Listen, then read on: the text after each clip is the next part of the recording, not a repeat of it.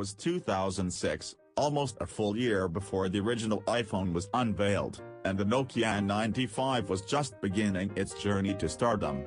It's sobering to try and fathom how long it's been since that Symbian-based smartphone hit the scenes, but for a phone classified as a brick in our day and age, it was a powerhouse like no other during its time.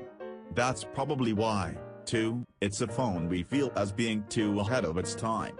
Even though it was largely unknown by most consumers here in the US, the Nokia N95 solidified its position in cell phone history. For a phone released back in 2007, it was simply a beast that was ahead of its time, especially in comparison to the handful of other smartphones fighting for position back then. Even after the original iPhone's announcement and subsequent release, the Nokia N95 was still highly sought out from consumers. It's a testament to say the least, but absolutely warranted for the amount of tech the Finnish company was able to stuff into it.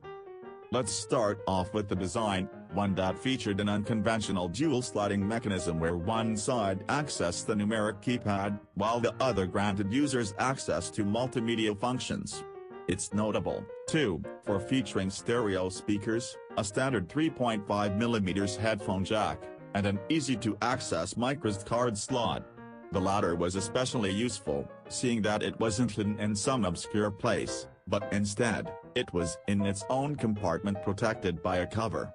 This allowed users to quickly swap the microSD card.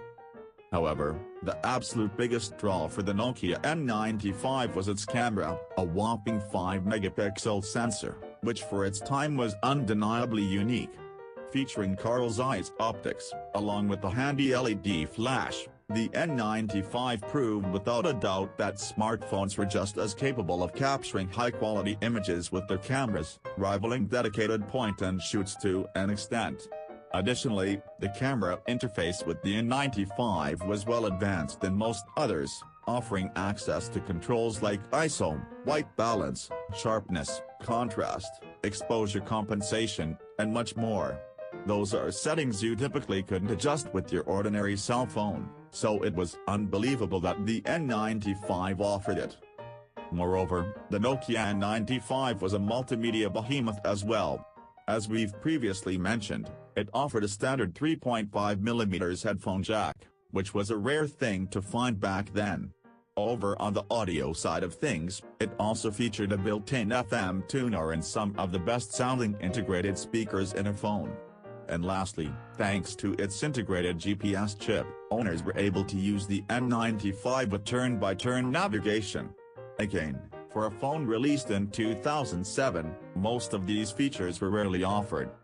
By the mid-2000s, smartphones were increasingly showing their worth and convenience. With the culmination of the Nokia N95, it seemingly proved the idea that smartphones were more than phones. In fact, the N95's camera performance earned acclaim from critics as being a point-and-shoot replacement.